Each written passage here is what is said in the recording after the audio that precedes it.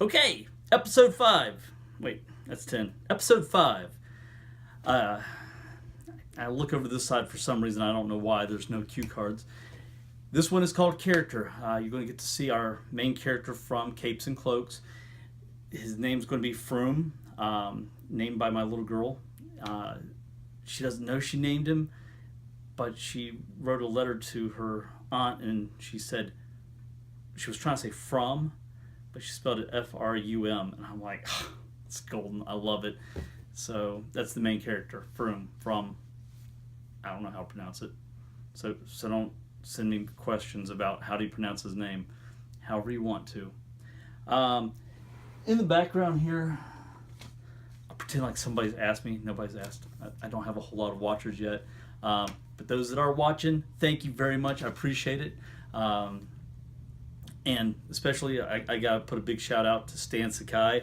I looked at some of his work and I was like, hey, you've been a huge influence. You ought to check it out because I'm kind of complimentary to you. And sure enough, he watched and complimented the videos. So that's huge. It's made it all worth it just to get that. Anyway, something I've already done before. This is my book, World of the Pea Pods. If you're going, I'd like to see something that he's already done before I invest much more of my time watching these videos. You can get the free version of this on iTunes, The World of the Pea Pods. The sample, I think, is like about 15 pages. The whole book is around 30. The next part of this video is a tutorial on drawing the main character of Frum. So sit back, enjoy the show. Hey folks, well here we go with the drawing style. I've actually speeded this up quite a bit. This is at 1.5 times past the accelerated. I do not draw this fast. If I could draw this fast, I could definitely get out more work in a much smaller amount of time. I wear the flash shirt, I should draw this fast, but I don't.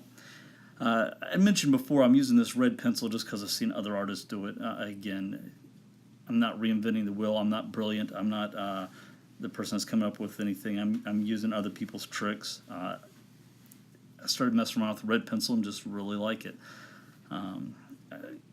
So this is me just laying down my quick little sketch here for the character. And you'll see things that change in it, where the bugs are placed, the lettering and so forth. I went with a computer-generated lettering. Now we're moved on to the inks, and I'm trying to push myself to do this in a more cartoony method. I have more of a background through a fine art school and drawing exactly what I see and all the detail, and trying to learn to leave out the details very difficult to me. Derek Loftman just put up a piece on his Facebook page of a bullfrog character, and in it he's got this little skull necklace, and I was just in awe of the skull necklace. It was so simple, but I have so much trouble making those simple designs like that. So inspired by Derek Loftman's skull necklace on the bullfrog guy there that actually the cloak figure, I did a little pen and ink sketch of him today. I believe we'll have a skull face and it complete homage. I'm paying tribute back to Derek's skull. So anyway, not his skull, flesh and blood underneath his skin, but cartoony skull that he drew. Very important that I point that out. Also here, for me, Bill Watterson's another huge influence. He hasn't talked to anybody in forever, so I know he won't make any comments. But I loved his use of black, and I so want to do something with that. Honestly, I would prefer for the book to be black and white without any color at all, and I may release it both ways, just because I love Jeff Smith's. Let's try saying his name right. Jeff Smith's Bone, originally done in black and white, was absolutely fantastic. I love the fact that I'm old enough to have picked those up when they first came out, and they were comic books. And what I do hate is the fact that I wasn't around to, or didn't have the sense to keep all those. Anyway, that's going off the subject. back to actually narrating what I'm doing here. So, again, more of a classical study, so I like playing with light and stuff, and I do that before I do any color. So here I am putting shadows in, and eventually, once I get done putting the shadows on, I'll change this to a multiply layer and use this to go over top of my artwork. All this is being done on one layer. Once you see me start to lay down the clouds, I actually did the clouds on a separate layer so that they wouldn't look funny.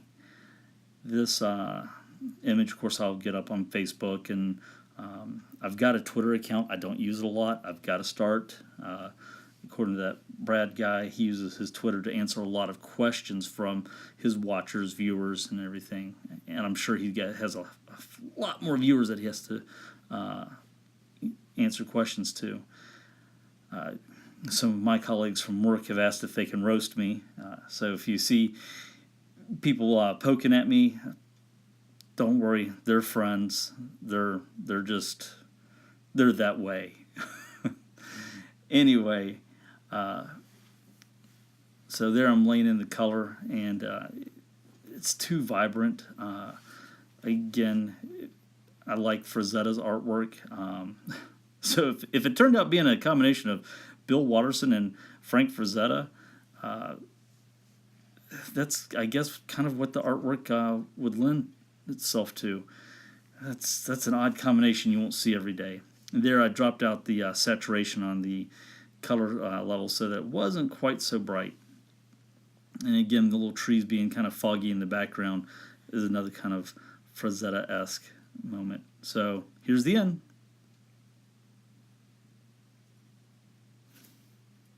That was the end of the show. We've got more stuff to come.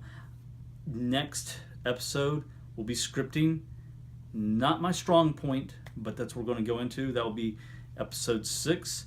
Episode 10, the real one, will be when we go in and actually do a top 10 list. Everybody says you got to do a top 10 list at least once. So I will do that in episode 10. It just fits. Anyway, I had an intruder. Hopefully I've got a decent place to cut that. She's giggling in the background. I have to cut her completely out. That is the end of the video. Thank you for watching. And as I always say, to be continued.